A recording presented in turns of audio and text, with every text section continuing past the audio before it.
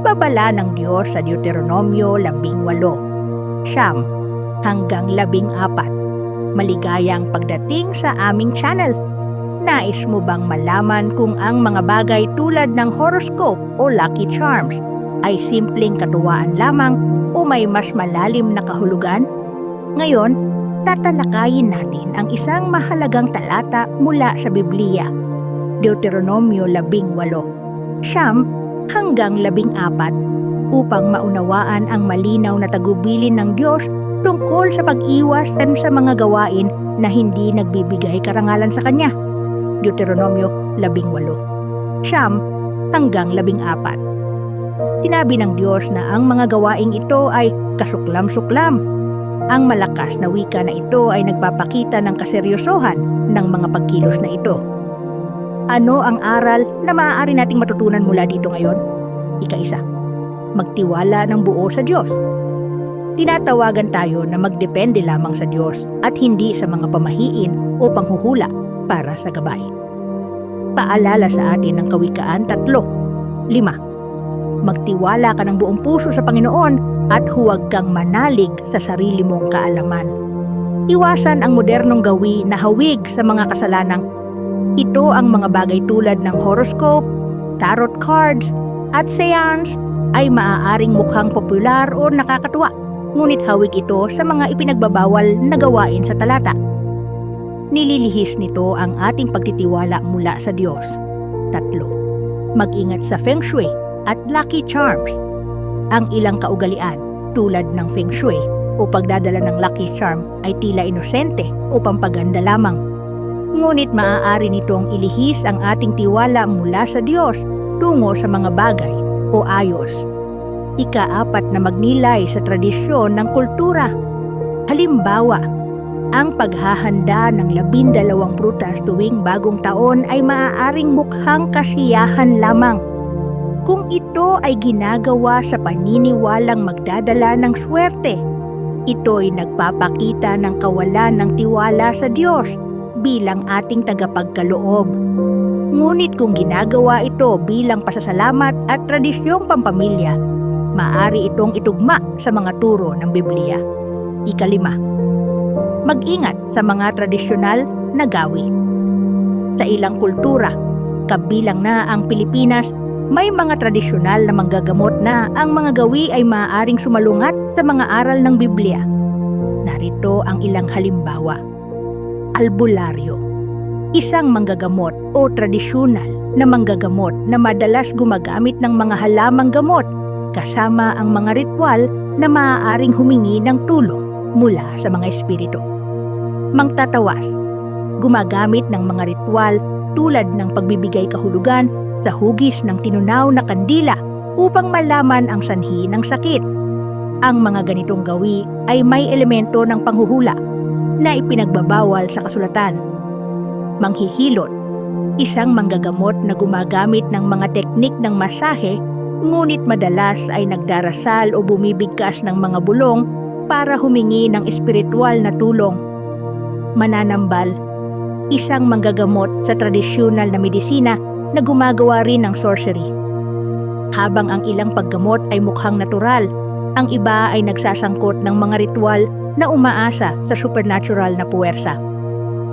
Manghuhula, mga tagahula na gumagamit ng mga paraan tulad ng palmistry o pagbabasa ng baraha upang hulaan ang hinaharap. Ang ganitong mga gawi ay umaasa sa divination na malinaw na ipinagbabawal sa kasulatan. Mangkukulam, mga sorcerer na nagsasagawa ng mga sumpa o spells. Gumagamit sila ng mga bagay tulad ng manika o ritual upang manakit ng iba. Ang mga gawi na ito ay malinaw na kinondena sa Deuteronomio 18. Mambabarang, isang uri ng sorcery na gumagamit ng mga insekto o iba pang paraan upang magdulot ng pinsala. Ang ganitong gawain ay nakatuon sa pagtawag ng mga espiritu upang magpadala ng sumpa sa biktima. 6. Magnilay sa pamahiin at paniniwala sa espiritu Ang iba pang mga pamahiin at gawi sa kulturang Pilipino ay maaari ding masuri sa liwanag ng Deuteronomio 18. Halimbawa, engkanto, duwende at kapre. Ang paniniwala sa mga espiritu ng kalikasan o mga nilalang na naninirahan sa ilang lugar ay madalas na nauuwi sa mga ritual tulad ng tabi-tabi po upang maiwasang masaktan sila. Bagamat tila walang masama rito, inililihis nito ang pananampalataya mula sa Diyos. Tiyanak. Ang alamat tungkol sa mga nilalang tulad ng tiyanak ay maaaring magdulot ng takot at pagpapakandili sa mga ritual o agimat para sa proteksyon, sa halip na magtiwala sa kapangyarihan ng Diyos. Pag-aalay ng pagkain sa altar. Kung ito'y ginagawa upang kausapin o pasayahin ang mga patay, ito'y salungat sa utos ng Diyos na siya lamang ang dapat sambahin. Pagbubuhos ng dugo bago magtayo ng bahay. Imbes na gumamit ng ritual, mas makabubuti ang magdasal ng sa pangalan ni Jesus, inaangkin namin ang lugar na ito para sa Panginoon. Gabayan nawa niya kami. Mag-ingat sa pagbubukas ng pintuang espiritual. Ang pakikilahok sa mga gawaing tulad ng pagsamba sa mga idolo, pamahiin o pagsunod sa mga capital sins ay maaaring magbukas ng pinto sa masamang espiritu. Ang 7 capital sins at mga kaugnay nitong demonyo: pagmamataas, pride. Si Lucifer, ang bumagsak na anghel na nagnanais pantayan ang Diyos. Kasakiman, greed. Si Mammon, ang demonyo ng kayamanan at materialismo. Galit, wrath.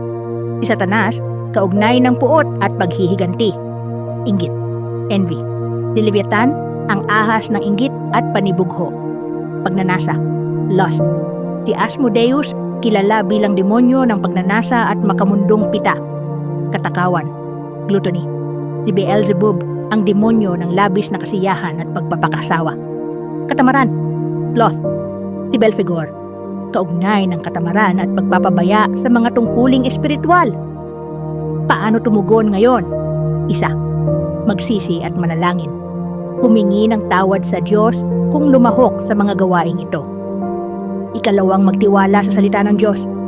Hayaan ang salita ng Diyos ang maging gabay sa ating buhay. Ibahagi ang katotohanan. Tulungan ang iba na maunawaan ang panganib ng mga ganitong gawi. Panalangin. Ama naming nasa langit, lumalapit kami sa iyo ng may mapagpakumbabang puso. Tulungan mo kaming iwasan ang mga gawaing hindi nagbibigay karangalan sa iyo. Patawarin mo kami sa aming mga pagkakamali at gabayan mo kami sa iyong katotohanan. Sa pangalan ni Jesus. Amen. Dasal kay San Miguel Arcangel. San Miguel Arcangel, ipagtanggol mo kami sa laban. Iligtas mo kami laban sa kasamaan at bitag ng Diablo. Amen. Kung nakatulong sa iyo ang video na ito, huwag kalimutang i-like, i-share, at mag-subscribe sa Come Pray With Me para sa higit pang mga aral mula sa Biblia. Pagpalain ka ng Diyos.